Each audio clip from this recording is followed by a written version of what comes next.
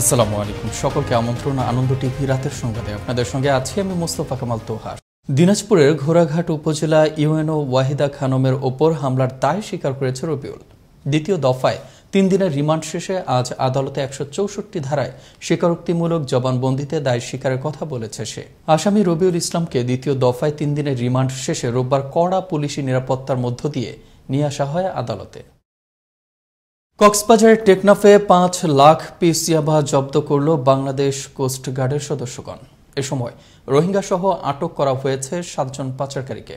রোববার দুপুর 2টার দিকে টেকনাফ কোস্টগার্ড কার্যালয়ে এক প্রেস ব্রিফিংয়ে এ তথ্য জানান স্টেশনের লেফটেন্যান্ট কমান্ডার আমিরুল হক। আনুমানিক রাত 1:30টার দিকে অপারেশন পরিচালনা করি টেকনাফের সি বিচ এলাকার থেকে প্রায় 30 নটিক্যাল মাইল উত্তর পশ্চিমে। এখানে আমরা 6 জন বাংলাদেশি সহ একজন রোহিঙ্গাকে আটক করতে সমর্থ হই এবং আমরা টোটাল 5 লক্ষ ইয়াবা তাদের ওই নৌকা থেকে জব্দ করতে সমর্থ হই। নৌকা উদ্ধারকৃত ইয়াবা এবং আসামিকে আমরা পুলিশের কাছে হস্তান্তর করব। রোববার সোনা মসজিদ স্থলবন্দর দিয়ে ভারত থেকে পেঁয়াজবাহী কোনো ট্রাক প্রবেশ করেনি। এর কারণ হিসেবে আমদানিকারকরা বলছেন 14 সেপ্টেম্বর পর্যন্ত যে সকল পেঁয়াজের টেন্ডারিং করা হয়েছিল সেসব পেঁয়াজই এই বন্দর দিয়ে প্রবেশ করবে। ফলে ওই সময়কার কাগজপত্র যাচাই বাছাই করছে ভারতের মহদীপুর কাস্টমস কর্তৃপক্ষ। জাতির জনক বঙ্গবন্ধু শেখ মুজিবুর রহমানের জন্মশতবার্ষিকী উদযাপন উপলক্ষে সারা দেশের মতো বরিশালেও শুরু হলো বিআরটিএর বিশেষ সেবা সপ্তাহ। এই বুথের মাধ্যমে অনলাইনে শিক্ষানবিশ ড্রাইভিং লাইসেন্স ও মোটরসাইকেল রেজিস্ট্রেশনের পাশাপাশি বিআরটিএর অন্যান্য কার্যক্রম অব্যাহত থাকবে। এই সেবা সপ্তাহ আগামী 24 সেপ্টেম্বর পর্যন্ত চলবে। সেবা সপ্তাহের উদ্বোধন করেন বরিশালের জেলা প্রশাসক এস.এম. অসিউর রহমান। ব্রাহ্মণবাড়িয়ায় একটি বেসরকারি প্রাইভেট ক্লিনিকে ফারজানা আক্তার নামের এক প্রসূতিকে সিজারিয়ান অপারেশন করতে গিয়ে নবজাতকের পেটে ছুরির আঁচড় লাগে। এতে শিশুটির পেটে সৃষ্টি হয় ক্ষত। এ ঘটনায় কার্যকরী চিকিৎসা পদ্ধতি গ্রহণ না করে উল্টো ঘটনার পর থেকেই হাসপাতাল কর্তৃপক্ষ দিয়েছে গা ঢাকা। জেলা প্রশাসনের নির্বাহী ম্যাজিস্ট্রেট সাফফা তারা সাইদ বলেন, পরবর্তী নির্দেশ না দেওয়া পর্যন্ত হাসপাতালটিকে বন্ধ রাখতে বলা হয়েছে। খাদ্যমন্ত্রী সাধন চন্দ্র মজুমদার বলেছেন, কৃষক ও ভোক্তার সমন্বয় করে চাল আমদানি নীতিমালা তৈরি করেছে সরকার, যাতে করে কৃষকদের ন্যায্য মূল্য দেওয়ার পাশাপাশি ভোক্তারাও সুলভ মূল্যে চাল কিনতে পারেন। রোববার দুপুরে সাপাহার উপজেলার নিজ নির্বাচনী এলাকায় আইনশৃঙ্খলা সভা শেষে সাংবাদিকদের প্রশ্নের জবাবে এসব কথা বলেন মন্ত্রী। কোনো ব্যবসায়ী, চাউল ব্যবসায়ী বা কোনো মিলার নিজেদের স্বার্থে এই সময় কোভিড-19 মানুষ সেবা করার সময় নিজেদের স্বার্থে যদি চাউলের বাজার বৃদ্ধি করে ভোক্তাদের কষ্ট দেয়, তাদেরকে আইনের ব্যবস্থা নেওয়া হবে, আইনগত ব্যবস্থা নেওয়া হবে, তাদেরকে কোনো ক্রমেই ছাড় দেওয়া হবে না। গাজীপুরের ভোগড়া বাইপাস পেয়ারাবাগানে এলাকায় পারিবারিক কলহের জেরে স্ত্রীকে শ্বাসরোধে হত্যার পর পালিয়েছে স্বামী। নিহতের স্বজন জানান, প্রায়ই স্বামী স্ত্রী দুজনের মধ্যে ঝগড়া বিবাদ লেগেই থাকত। হঠাৎ করে রোববার সকালে ঘর থেকে দুর্গন্ধ বের হলে সন্দেহ হয় প্রতিবেশীদের। দেয়া হয় পুলিশে খবর। পুলিশ এসে লাশ উদ্ধার করে মর্গে পাঠায়। সর্বোত্তম বিক্রয়োত্তর সেবার লক্ষ্যে দেশব্যাপী চলছে ওয়ালটনের ডিজিটাল ক্যাম্পেইন সিজন 7। এর আওতায় ওয়ালটন ফ্রিজ, ওয়াশিং মেশিন এবং মাইক্রোওয়েভ ওভেন কিনে ক্রেতারা পেতে পারেন 10 লাখ টাকা। ওয়ালটন ফ্রিজ কিনে স্বপ্ন সত্যি হলো এবার এক আনসার সদস্য জহিরুল ইসলামের। পেলেন 10 লাখ টাকার চেক হস্তান্তর করেন পঞ্চগড়ের বোদা থানার অফিসার ইনচার্জ মোহাম্মদ আশরাফ, পৌরমেয়র ওয়াহিদুজ্জামান সুজা, ওয়ালটনের এরিয়া ম্যানেজার সালেহ আহমেদ এবং প্লাজা ম্যানেজার সুমন আলী।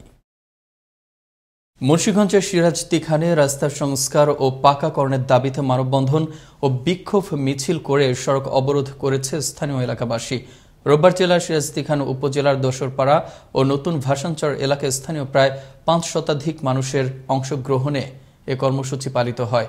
এ সময় নতুন ভাসানচর ব্রিজ থেকে দোসরপাড়ার লালন শাহ বটতলা পর্যন্ত প্রায় 1.5 কিলোমিটার রাস্তা পুনর্নির্মাণ ও পাকাকরণের দাবি জানানো হয়। রংপুরে দিন দিন বৃদ্ধি পাচ্ছে খুন, আত্মহত্যা এবং ধর্ষণের প্রবণতা। পারিবারিক কলহ, প্রেম, ভালোবাসা, সম্পদের লোভ থেকে হচ্ছে ধর্ষণ আর খুন। রোগ, শোক এবং শারীরিক যন্ত্রণা থেকে মুক্তি পেতে অনেকেই বেছে নিচ্ছেন আত্মহত্যার মতো ভয়ঙ্কর পথ। তবে সরকারি ও বেসরকারি প্রতিষ্ঠানগুলোকে জনসচেতনতামূলক কার্যক্রম পরিচালনায় আসতে হবে এগিয়ে, এমনটাই মত বিশ্লেষকদের। রংপুর থেকে মাহফুজ আলম প্রিন্সের প্রতিবেদনে দেখুন ডেস্ক রিপোর্ট। প্রতি বছর সারা দেশে যে পরিমাণ খুনের ঘটনা ঘটে তার চেয়ে 3 গুণ বেশি আত্মহত্যার ঘটনা ঘটে। এভাবে আত্মহত্যার প্রবণতা বৃদ্ধি পেতে থাকলে সমাজে বিরূপ প্রভাব দেখা যাবে, দেশের আইন শৃঙ্খলা হুমকির মুখে পড়বে। সারা দেশের ন্যায় রংপুরে উদ্বেগজনক হারে বাড়ছে আত্মহত্যা, খুন, ধর্ষণের মতো ঘটনা। মানুষ তার প্রত্যাহিক জীবনে কোনো না কোনো সংকটের মধ্য দিয়ে যাচ্ছেন। এসব সংকট কাটিয়ে উঠতে যে ধরনের সহযোগিতা প্রয়োজন তা তারা পান না, আর এজন্যই বাড়ছে আত্মহত্যা, এমনটি বললেন শহরের সুশীল সমাজের নেতৃবৃন্দ। পারিবারিক সুসম্পর্ক এই প্রবণতাকে রোধ করতে পারে বলে আমি মনে করি। আইন শৃঙ্খলা যারা রক্ষা করেন তাদের অবদান যথেষ্ট, তাদেরকে এগিয়ে আসতে হবে এবং কঠোর শাস্তির বিধানও থাকতে হবে।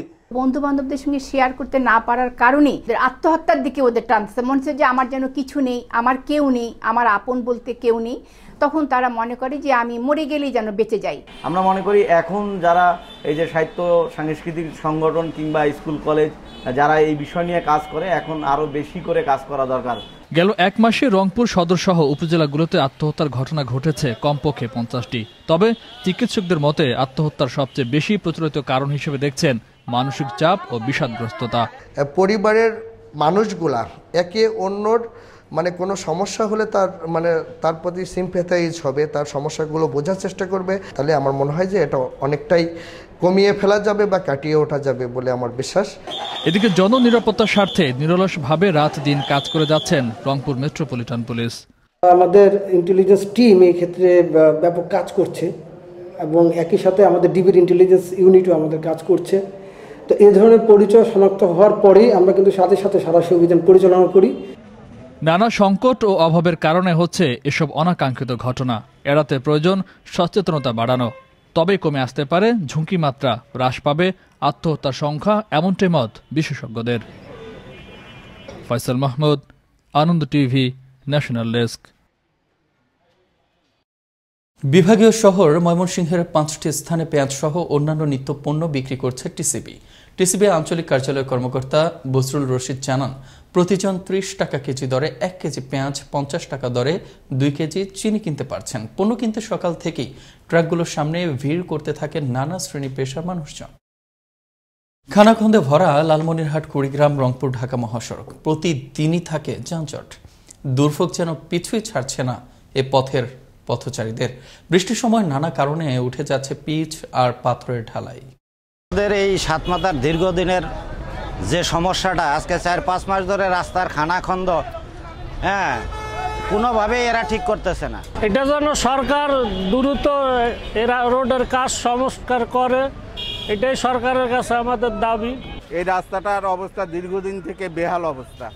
এখান দিয়ে প্রতিদিন হাজার হাজার গাড়ি আপ ডাউন করে, তারপরে আপনার অ্যাক্সিডেন্ট হয় এবং মানুষের মৃত্যু হয়। আনন্দ টিভি রাতের সংবাদে এই ছিল এখনকার মতো। করোনা থেকে আপনি এবং আপনার পরিবারকে সুরক্ষিত রাখতে সরকারি নির্দেশনা মেনে চলুন। জরুরি প্রয়োজন ছাড়া বাসা থেকে বের হবেন না। আনন্দ টিভির সর্বশেষ সংবাদ এবং বিনোদন সবার আগে দেখতে যুক্ত হন আমাদের ফেসবুক পেজ www.facebook.com/anandtvbd এই ঠিকানায়। ধন্যবাদ সবাইকে, শুভরাত্রি।